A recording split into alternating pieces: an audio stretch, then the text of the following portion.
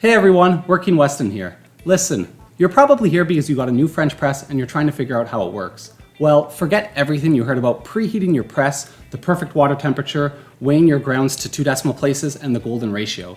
This is French press coffee for real people. With that being said, let's get to work. What you'll need is a kettle, coffee beans and a grinder, and of course a French press. You can either buy your beans pre-ground, grind them at the store, or if you have your own grinder, grind them at home. When you make coffee like this every day, eventually you can make it by feel. For the video, I gathered some data, which is a good starting point until you figure out what works for you and your setup.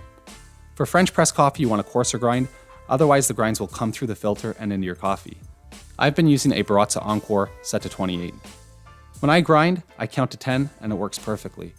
It gives me about 30 grams for 2 cups of coffee, or 15 grams per cup. If you don't have a scale, 30 grams is about half of a cup. Next, add the grounds to the French press.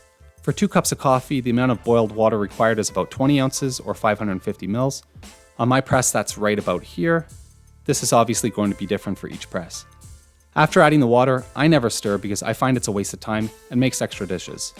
For steeping, I don't really keep track, but I usually steep for at least 5 minutes. I don't notice too much of a difference when I let it go longer. In fact, I love my coffee old and cold, and when I find old cups lying around, I consider it a treat.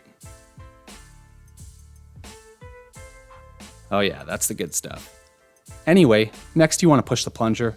It's best to do this slowly, so less grounds pass through the filter and into your coffee.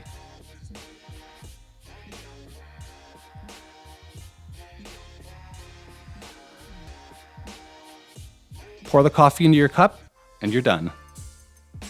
The worst part about the French press is the cleanup. I scoop the grounds into the compost and then give it a quick rinse. Every once in a while I take the full thing apart and scrub it down with soap.